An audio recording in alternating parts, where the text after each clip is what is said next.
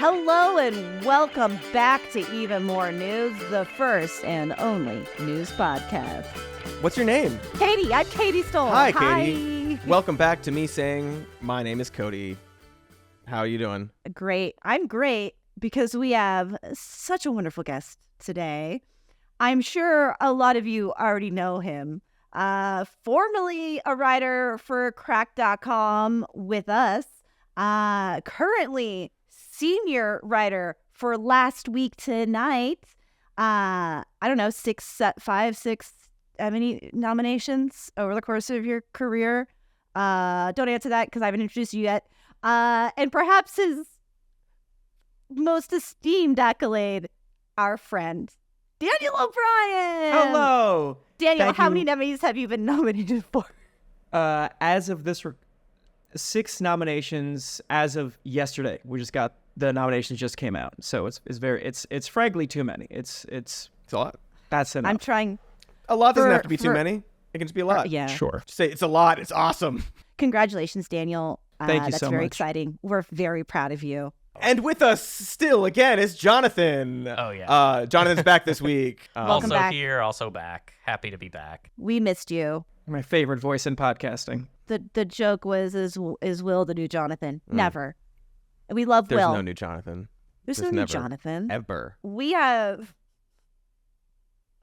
not very much news to talk about this week. Slow week. That's a lie. We have so much news. But first, we got to talk about some holidays just to keep the mood. Are they good? Are they good holidays? Are they? No. July 19th, International Retainer Day. Did you guys have retainers? Do you still? Mm-hmm. I was supposed to wear one that I didn't because I did Invisalign for a while, and yeah. I would take both my Invisalign and then later my retainers out of my mouth while I slept, and my dog used to sleep in the bedroom with me. And if I took something out of my mouth in the night, he would find it and chew it up. Of course he would. I was tired of paying for and repaying for retainers, so I just stopped using them. That works. Okay, there's another holiday, but I think we should just get to the news. And there's just so much news that happened. I don't know if you heard, but both presidents almost died this week. I just can't keep track of all the stuff that I want to talk about. But let's start with, is Biden dropping out for real now? It's possible, if not probable. It seems closer, and you know what's very fascinating is that I was listening to your episode last week, and you'd articulated something that I'd been feeling very strongly, which is that the calls for him to consider resigning had gotten too relentless and impossible because everyone kept coming out of the woodwork and saying he really needs to consider this, and like, I'm going to withhold my support until he decides whether or not he's running. And it seemed like an endless merry-go-round where it was like, he said he's running. Shut up. Get behind him. Get in line. We're doing this thing. Like, I don't know. Like, how many more times can he say, I'm going to run. I've decided I'm going to go through with this. And you articulated that better than I did just now. But that is like the sentiment that I felt and agreed with. Whether you want him to run or think he's fit to run or not, the idea of waiting for like the extra super special spectacular, I'm definitely running, that's not going to happen. And in the meantime, we're spinning our wheels, wasting so much time. That said, today, like an hour ago, President Obama's was getting like, in the game. He should really consider whether or not he's fit to run. His potential for victory is shrinking. And like at this point, I don't want to say that's the ball game because I'm not a predictor of news or anything like that. But Or it ball does games. seem like, or ball games. It does seem like, what is the mood going to be at the DNC if everyone knows that all of these high-ranking favorite members of the Democratic Party don't think their guy is fit? Oh. All of them. Almost all of them. Could happen. The vibes are going to be real bad. the If we let that vibes are happen. going to be really like, bad. That's not a kind of party I want to attend where everyone's like, you know? This feels like the time when the tides are shifting. Should have happened already. Should have been a much quicker decision. Yeah. But yes, Obama coming out, Chuck Schumer reports Nancy Pelosi hasn't said it officially, but All through leaks, right? None It's all of them through have. leaks. They're not giving a speech. Well, that's the saying thing, Biden yeah. should drop out. It's just They- such But a that's- clear, like, it's this like stretching out of, it does it's getting closer to feeling inevitable. And I know, like, we go back and forth. I go back and forth on it every day because, like, in the morning you get this report of like, oh, Pelosi's in there, and like, oh, it's Jover. And then like by the evening he's like, oh, he put a sentence together, and now everyone's like back on the team. And For Joe Ever. For Joe Ever. And that's every single day. But it does seem like it's just piling up and seeming inevitable. I'm waiting for like the Jill and Hunter report leak, where it's like Hunter's getting in on the push now, which is like what's gonna do it apparently. So what has changed this week other than Obama? I mean, do we want to talk about the thing that happened, or do we want to talk about him getting COVID? Well, I was setting us up for COVID. I Okay. know the answer. Okay. He has COVID. Yeah. He just said that he would not run if he got diagnosed with a major medical condition, and then he did. I would don't know argue if it's that major enough to count. it's not like COVID is, a certain age. There are so many different factors to that, but I think he was referring to like if a doctor's like, oh, you have dementia or Parkinson's, not when I get COVID for the fourth time. But we all know what COVID can do to one's body and brain. It's a frustrating thing because now part of me is like, okay, so now he has this sort of built-in excuse to not be seen in public, which kind of softens the sort of like every single time he goes out on stage or in an interview now, there's like a moment that's like, that's not great. So you have this sort of like, oh, now he is going to be hiding a little bit, and it's a built-in excuse for if he does another bad performance, because last time it was a cold, this time it's COVID. I don't know. It just doesn't seem great. It's a real bummer. It's real tough. I have like personally flip-flop more than I thought I was, because I was so like lockstep. He's the nominee. Everyone just shut up. Even when the debate was really bad, which it was definitely bad. Wasn't it? The timing of this crisis of faith moment for the Democrats annoyed me so much. Even if I agree with some of it, it's like my coworker Kay said this a few weeks ago after the debate, and everyone was clutching their pearls and freaking out. She's like, I know, this is so nauseating. If only we'd known Biden was old months ago. It's like, yeah, that's the point. That's the thing. He's old. He's been old. 5 months before the election is not the time to it's not. question. That's what's even more like frustrating to me, because it like can't have been the debate that changed your mind. Right. That was the moment where it was unavoidable. Like, it seems like the kind of thing where for many months, a lot of people in his circle and like various lawmakers and people in media have kind of known that, yeah, it's not just that he's old. It's like he's like declining, because, when you get a certain age, it's not just like, they have big drops and then you kind of plateau and then like it gets worse and so on. And it seems like they've kind of known this maybe since the primaries. That would have been nice if they fucking said anything then. But it seems like the debate was just sort of like, oh, we can't pretend anymore. Everybody has seen this for not just like a moment, but like everyone's seen this for 90 minutes or 2 hours, however long it was. And it sucks that it is now, because it could have been any other time and it would have been so much easier. I mean, I agree. It's like, now is not the time for it. It should have been before. But it's felt clear for a long time that this was not looking good, and trying to spin it as, oh, that's just bad faith, or that's ageist, or he's just as good as ever, is just a blatant lie. And if we could see it from our vantage point that this isn't looking good, they absolutely did on their end and are just doing it anyway. Yeah, I mean, look back at like all these quotes from like people in their 40s who work in the White House. Like, actually, he's like smarter and sharper than me. He's more energetic than I am. What are you talking about? Like, liar. If that's true, something's wrong. Go to your doctor. Right. Like, then you got a problem. Concerned. I don't want to spend too much time talking about Biden, because I think that's going to change rapidly in the next few days. And we've done a lot of that, and a lot's been going on. Speak on Jonathan, that. what happened? What happened in the this week? This past weekend? Are you talking about Donald Trump being shot? Yeah. Donald Trump was shot? What? They're talking about that one? I thought he just fell down. Oh. That's I figured, what my mom said. I was like, well, we're more than 10 minutes into this episode. Maybe they talked about it last week. No, it's happened since last week? Oh, my God. No. Okay, Just we getting gotta the talk Biden stuff out of the way. Yeah, the former president was shot. We're going in reverse. We're doing we're answering an email, right? You're like, well, you start the last thing they said, then you kind of work back up, and then What about this do you want me to recap? Because I feel like everyone knows. Yeah, I that's guess maybe fair, we'll Jonathan. let's just start off with, I don't know, where were you guys when Donald Trump was shot at? No, I don't know. I was at home. I can answer that because it was for people who don't know, I had this was a Saturday that it happened, and I was hunkered down all Saturday with my fiance doing wedding planning stuff, and we thought we accomplished a whole lot of wedding planning stuff. Let's take ourselves out to a nice dinner, early dinner. We went to a tiki bar restaurant on the marina overlooking the water. It was beautiful where I live here in New Jersey.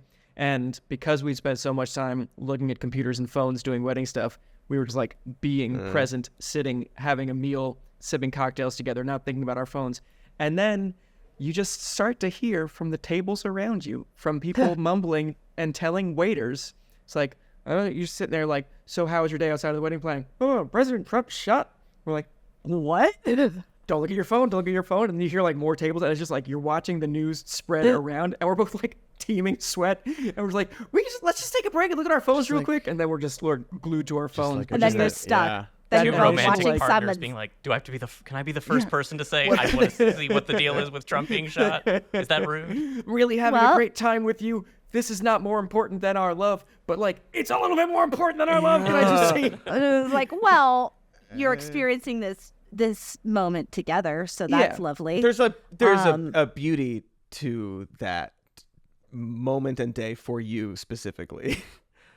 Stepping aside, and then the world forcing you to go back into it, especially being in the particular bubble that we're in, because New Jersey is a blue stronghold, but there are certainly pockets of red. Sure. And as I mentioned, I was at a marina where people have money, so there was some people, a great deal of red around us. Yeah. In fact, the day that this happened, completely unrelated, hours before the assassination attempt, we look at our backyard. Our backyard is a river, and there was a 600 person strong boat parade in our backyard for Donald Trump.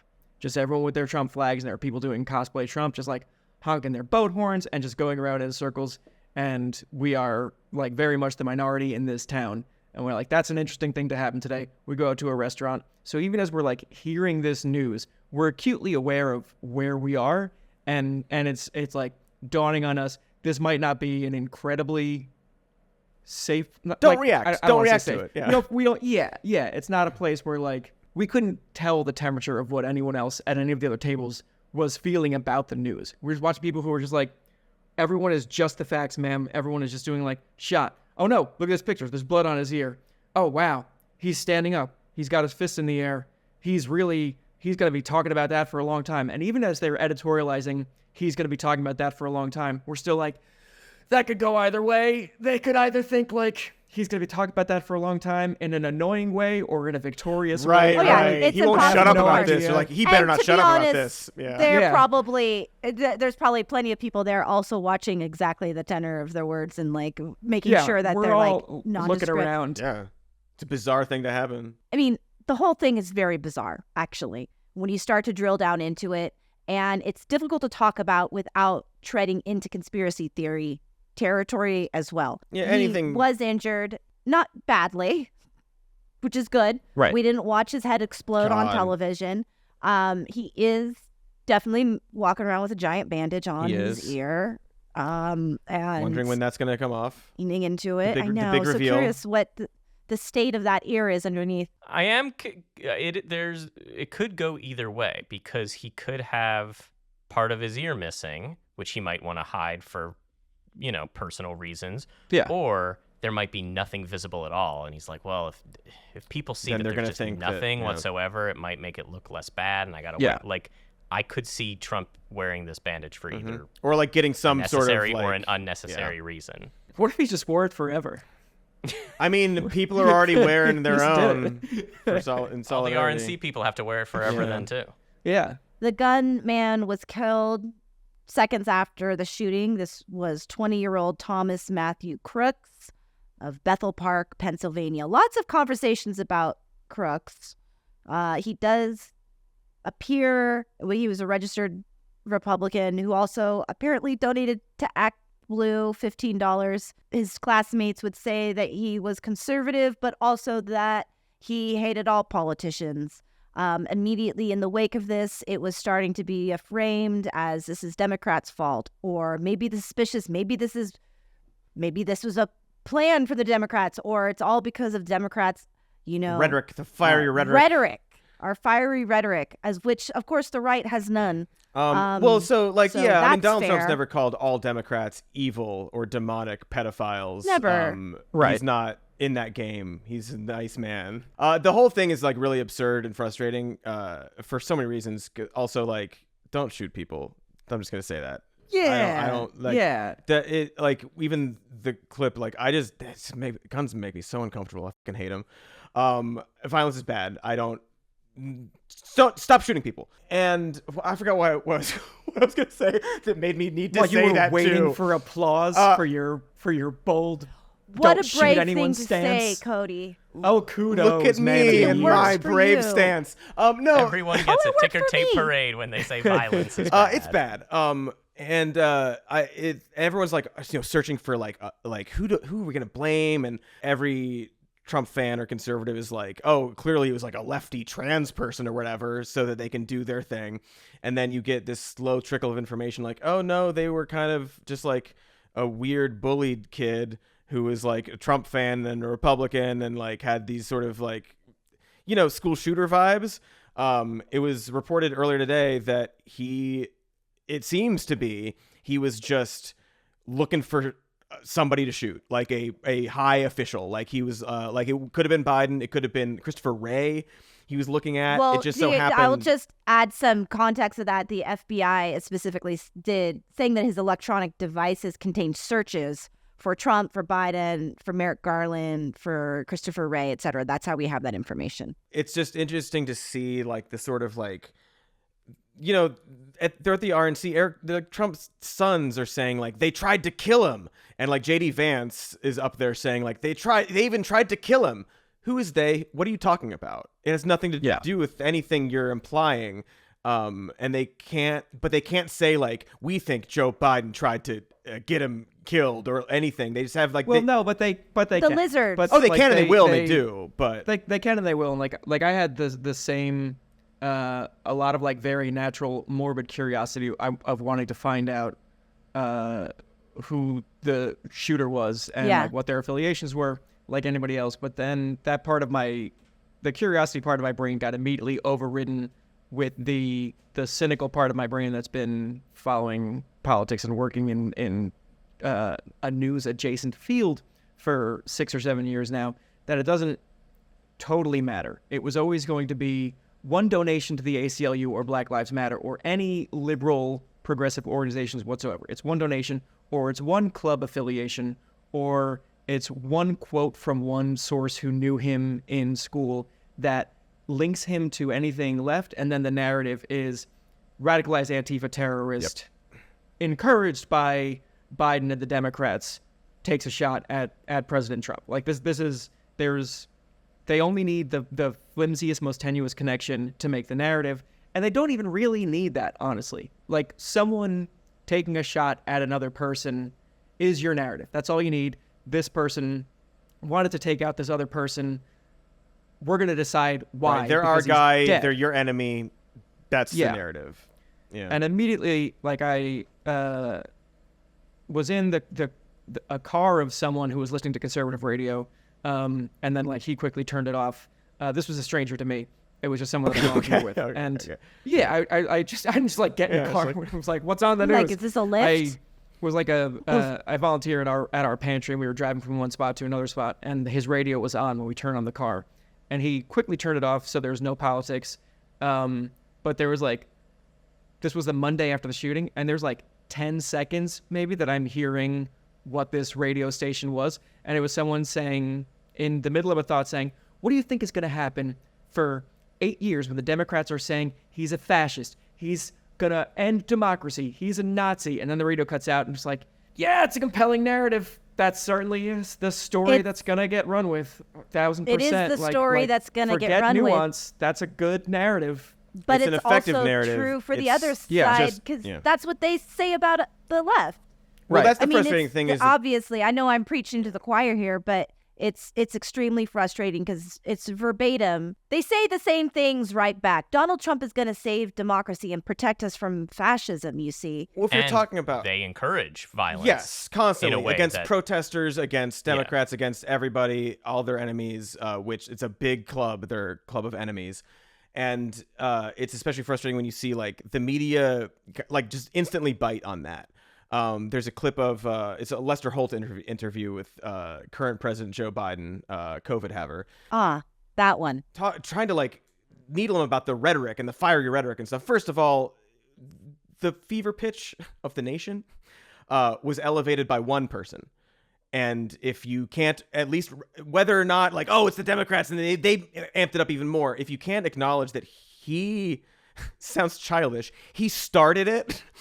He's a vicious bully of a man. His whole success was bullying and shitting on everybody in his party until he elevated himself. Another version of that conservative radio could be, what do you think is going to happen when the Democrats are out here comparing the former president to an alley cat? It's like, our rhetoric is so much tamer than the other side's rhetoric. Exactly. They're going to be throwing day-old bagels at Trump. And they're going to be... squirting a little water at him. And again, like you have this narrative, like and you're saying like, oh, he's Hitler, or like, oh, he's a JD Vance quote there. He's an enemy of democracy. Well, what happened on he literally is. Like you need to say facts and be able to say facts without it being like, oh, you're fiery rhetoric. Well, he literally tried to get these fake electors to steal the fucking election. What are you talking about? Yeah. And so in this Lester Holt clip, he's talking about like Biden's fiery alley cat rhetoric, and he mentions this report of this call he had of how like, we need to put the bullseye on Trump or whatever. He's talking about the campaign and like we need to focus on Trump.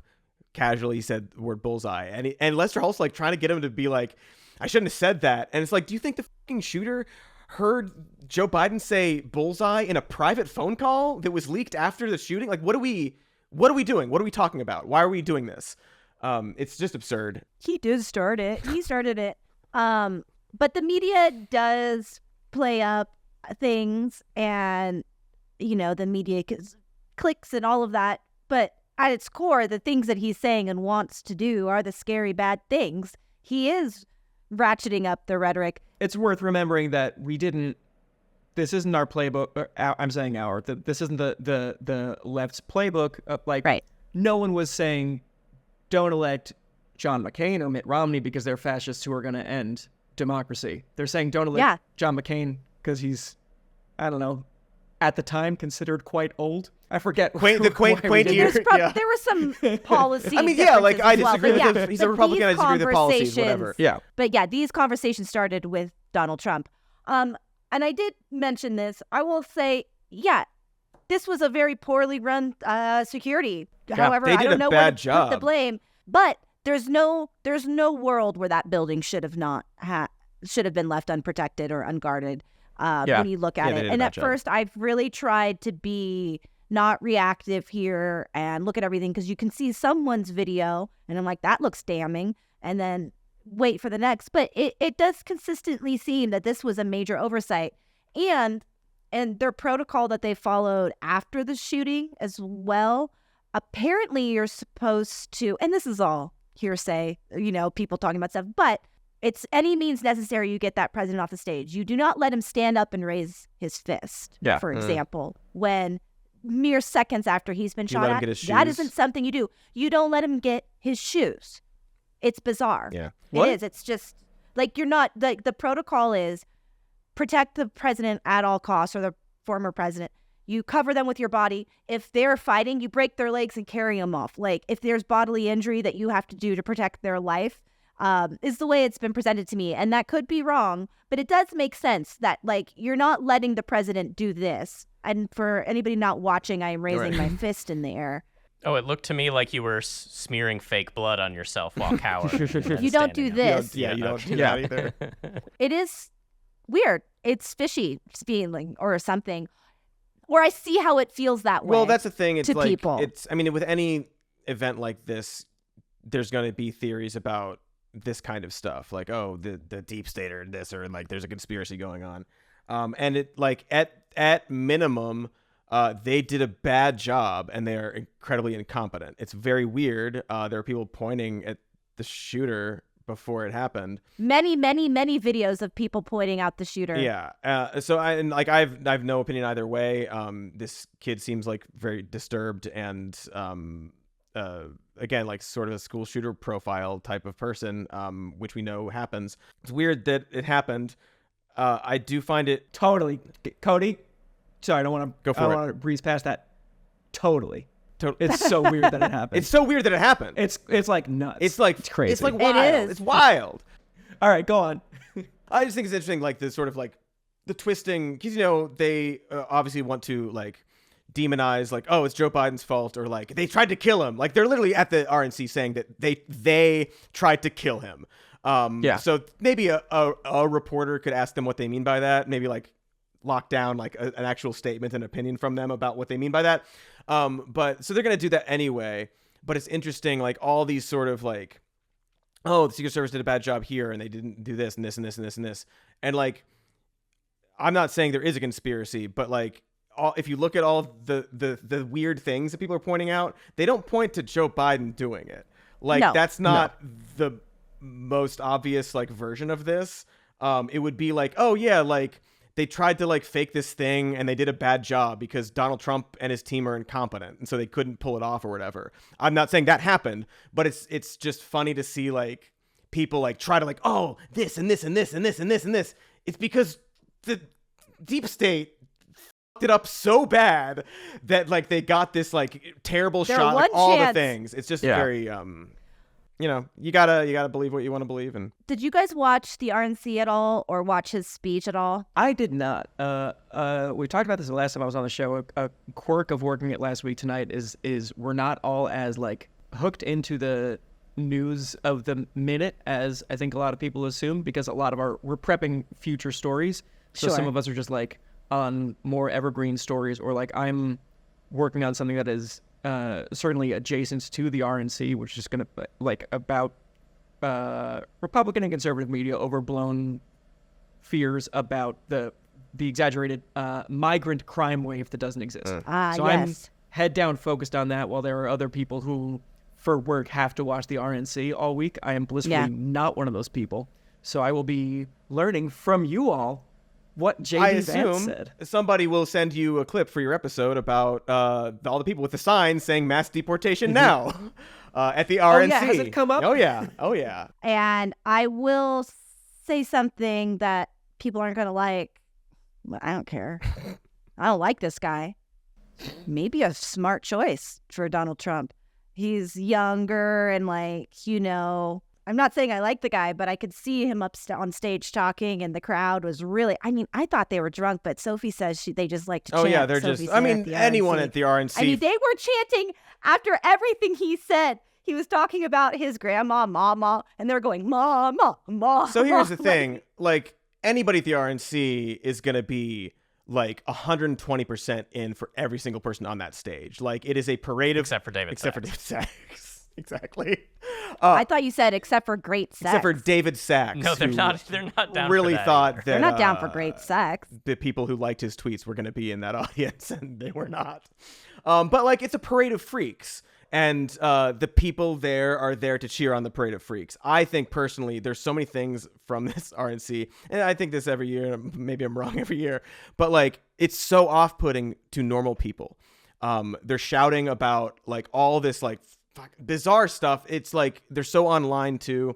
I didn't see a lot of Vance's speech. Do you mean it's off-putting to normal people that have our politics? No, I think it's off-putting. I think it's off-putting to like a lot of independents and normal people who like, because that is a Newsmax bubble that they've created for themselves, or like Twitter or whatever. Like, and they're pushing it out as normal. It's genuinely strange when people are in the crowd. They're like, "Oh yeah, it's Carrie fucking Lake." It's like, you're excited about, didn't she lose her run for governor in Arizona? Why do you know her name? What are we excited about? What's going on? That's so weird. But like that's kind of my point is like these are people who are like, I only absorb this. I'm on Twitter 12 hours a day. I'm following Carrie Lake's tweets. That's who they are. And that's why they're there. I'm not saying everybody's going to be put off by this. But I think there's too many, I don't know. I think JD Vance is actually like pretty unlikable and smarmy. And I think once he gets out more, people will see that. Also, a lot of his positions are just not a lot. Like he's been trying to do this like working class. I'm actually the good Republican who cares about working people. I don't buy it. He's a fucking Peter Thiel goon, but that is not aligned with the GOP at all or Donald Trump at all. And I think those conflicts won't actually be able to mesh together well. Also, I think I disagree. At one point, I want to hear why you disagree, but at one point in JD Vance's speech, people started shouting OHIO. Went to Ohio State.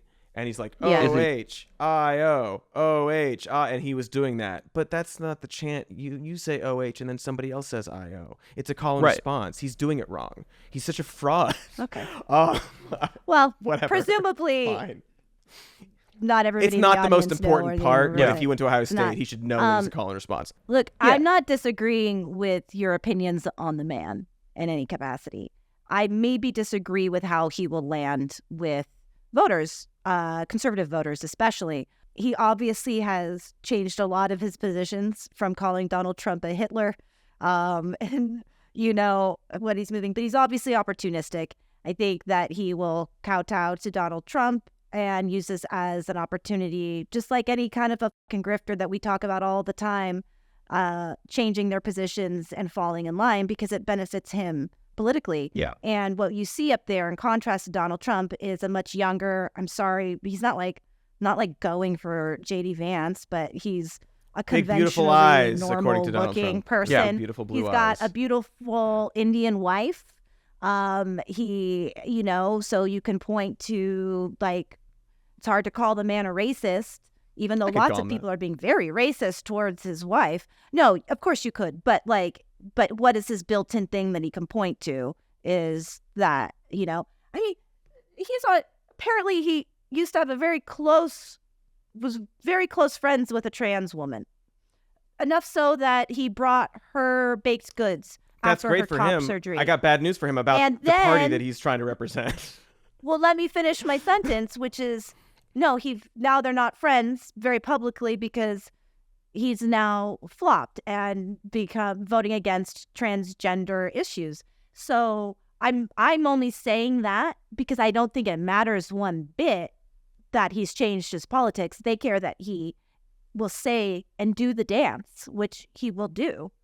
And so I think he's a good choice for Donald Trump because I think that he is more appealing in certain ways while also being, you know, well, so to that point, I think that's part of why it won't be effective because part of the appeal, like the point of him being up there is like, I'm actually here to like do like working class economy stuff and like labor and like all this other stuff. And to sort of, he's been trying to distance himself in this sort of way from like traditional conservatism, but that can't happen. He's going to have to go towards like, no, I'm Trump guy now. And I just think that, you know, why does that not work? Because Trump is an unlikable person. And I know people love him. Who's winning?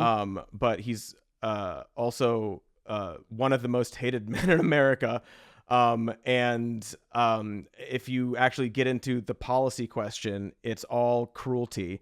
And I think that will rise to the top. And like you're saying, like, yeah, he was friends with a trans woman. Now he's not. I wish that I hope that you're right. And I wish that it worked like that, but it keeps seeming to not. It keeps seeming to not work like that. People keep thinking that the media is overblowing things. So, you know, they're always exaggerating about what the intentions are, but they write it off and they don't. I'm not saying I hope you're right. I have no, like, I don't predict anything. I think he could win or lose. It's like people are up there talking about how we need somebody that will, you know, fight back against corporate America. You think that's Donald Trump? Some people do. You know, some people do, but that's what I'm saying. It's like they'll just believe whatever because they want to believe that about the person that they're gonna vote for. Yeah. I'm sorry if that's too negative sounding for everybody. We should not be worried about this election. I think Vance is a very curious choice, and I that's such a nothing thing to say because I think any choice would have been a curious choice. I've been following the JD Vance beat independently for a couple of years because I really don't like him, and he's so unlikable. He's very unlikable, and I wish I had a better reason other than I saw that Hillbilly Elegy movie, and I was like, this sucks. Who did this? And then I've been following his career ever since then. The curious thing about it to me is it doesn't seem to matter to me who the VP pick was going to be. Did Mike Pence move the needle? Is there anyone that Trump could have picked that would have changed things in a meaningful way? Is there like a VP pick that someone would have been like, I didn't like him before, but the fact that he picked Ted Cruz means he's got my vote? Or fill in the blank with anyone else, including JD Vance. So I think there's the opposite. Is there anyone who he could have picked? That's the reasonable follow-up question. Is there someone he could have picked that someone would have said, I love Trump, I'm ride or die Trump, but then he picked this person and now I just simply can't support Barack Obama. Right, maybe Barack Obama. Like in his own party. Yeah. I think some people would have been pissed at Nikki Haley, but I don't think it would have been enough to make them ultimately not vote most for people him. just sort of fall in line. I do think that of all of the choices, I do think there is a chance that JD Vance is that person where like he is off-putting and he does have like this like business, like there are contradictions in like his existence.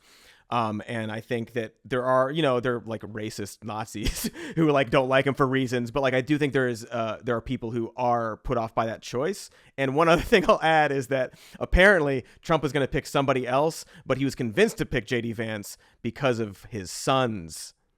So I think that's maybe a column in maybe it was a bad choice. But I don't know. Yeah, that's I think what makes me most curious is that I didn't peg JD Vance as someone who would be on Trump's radar. I thought you would get either a disposable Mike Pence type pick that someone else would say, like, this guy looks stable and he's going to do what you want, pick him. He's got no other real career momentum otherwise. Yeah. So he's in debt or whatever. Like he needs, Yeah, someone like that, or someone like completely outside the box bonkers that Trump is just like, yeah, I picked Ivanka. You, who cares? I'm gonna this is the thing, it's my second term, I'm gonna smoke a cigar this entire time. That's what I'm gonna do. This is my victory lap run. The fact that it's JD Vance, who is like not hot and not boring and not like distinctive enough in any way, is like what why did you pick him? Like, what is the thing? You don't really need it to be anyone if you're Donald Trump, because the ticket is Trump. But because it's someone, why JD Vance? And if it's the sons that pushed him in that direction, that is appealing as a theory for why. Like again, Vance is on paper. If you've never seen him speak or don't really know how much flip-flopping he's done, then you could say this is a veteran who grew up lower middle class, poor, has had a lot of experience with fentanyl and knows what real Americans go through. He is also a Yale law graduate who is works with in business and in service, like all these things. On paper, it's like these are a lot of meaningful boxes to tick. But again, Trump doesn't care about that. Doesn't matter. That's not how it works now. It doesn't matter. It certainly doesn't matter for Trump or like the GOP generally. I think part of it also, honestly, I think part of it is like the son's problem issue, because he also looks like a large adult son, right? Like JD Vance has that sort of like vibe to him, but also there's there is a tech world element to it, like the Peter Thiel element of it. Vance has some investment in Rumble. Like he is part of that world, that sort of like reactionary, like far right sort of like the VC world and the tech world. Yeah. There's a reason, and it's not because he got shot at. He was going to do this anyway. There's a reason that Elon Musk came out and was like, I'm going to spend millions of dollars every month on this guy. And like David Sachs was there. Like there is a tech VC venture capitalist world that is all in for Trump. Going after corporations and corporate America. I agree completely with everything you guys are saying.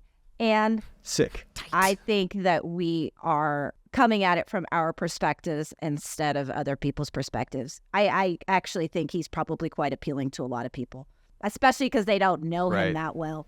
That's actually great. And you can say like he flip-flop. Yeah, his line is that, you know what? I was anti-Trump. I was wrong. When he was president, I changed my mind. Great. Yeah. Question solved. Yeah. Whether that's true or not, that's the line. And that is good for Trump.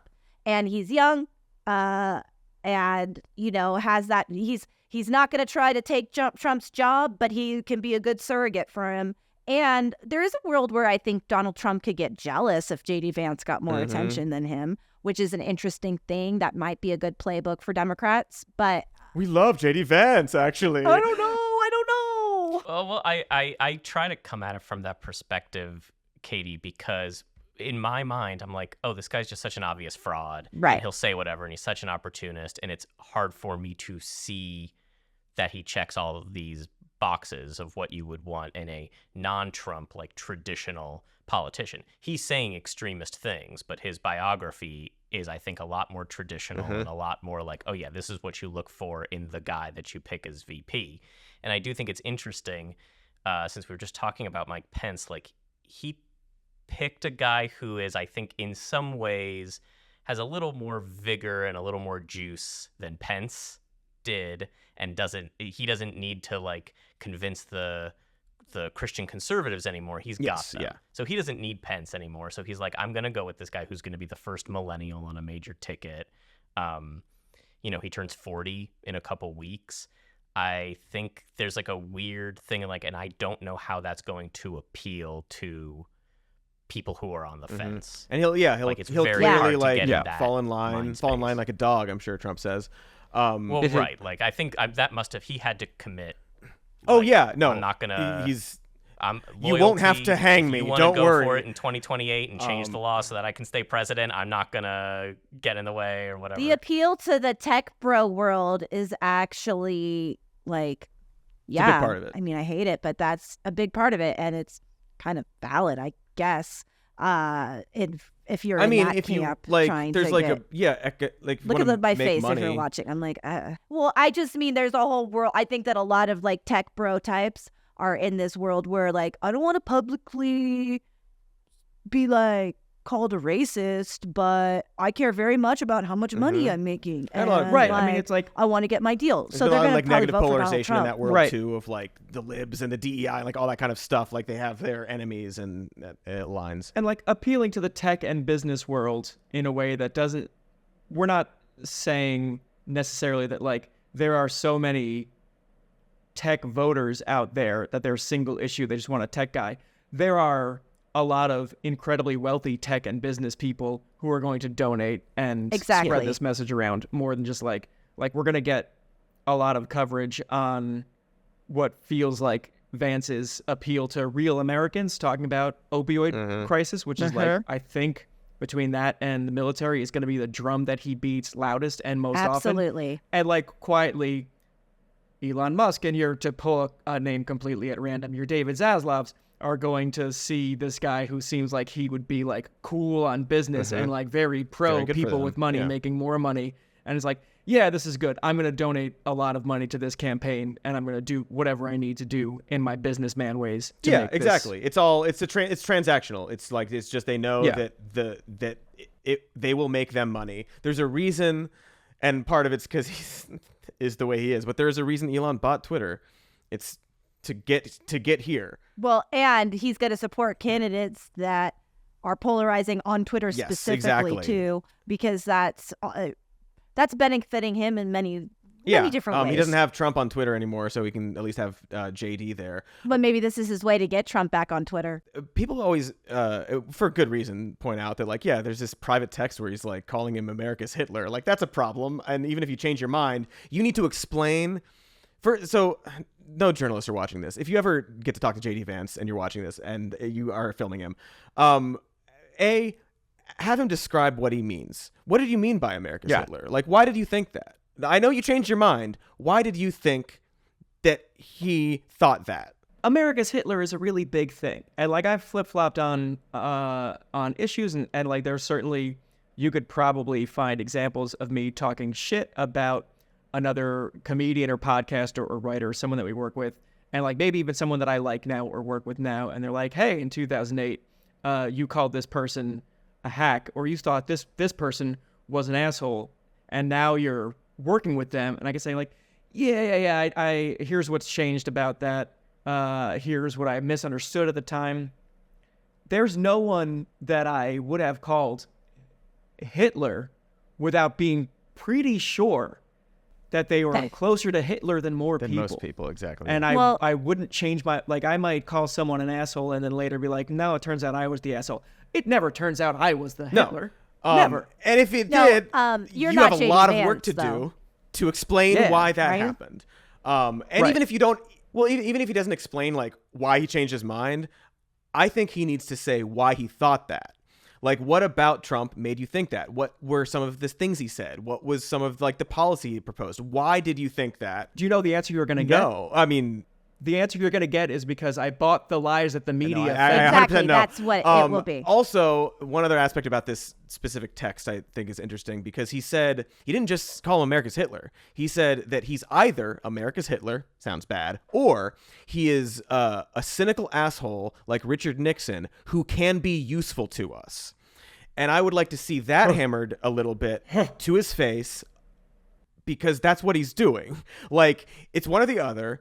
Okay, he's not America's Hitler. You change your mind. So he's a cynical asshole that you're taking advantage of. That's useful, that's useful for you. That's what you said, and that's what you're doing. And if it's not, explain why. Who's the hero there? Who took advantage of Nick? Is he like aspiring to be Haldeman? Who is his icon like, here? I know, like, that he is like, we can do to Trump. My career after this is going to be. That would be the very important follow-up question to that, Daniel. There's so many aspects of that I want a little nail him down a little bit. Obviously, he's gonna hand wave away some of it, but like maybe Lester Holt can get a sit down and do a little more. God, Lester Holt. I do think things like, I get, okay, Trump wants to lower the corporate taxes, so the rich corporate people are going to vote for him regardless of any of the other stuff. Okay, there is a world where things get a little like, because what corporations want more than anything is like stability, like a stable economic environment for the lines to go up. Are you sure they don't want to fund good art? Well, look, we all know that the fine people at WBD only want to fund good art, and the good people at YouTube or wherever the hell we are. No, but it's like things get a little bit dicey if there are threats to Trump's power in a few years. If there are things that he is doing that starts significant unrest, like that's a risk that corporate interests are taking. Whereas with the Democrats, you kind of know what you're going to get. And yeah, they might try to raise taxes here a little bit, but you're going to have like a level of economic stability.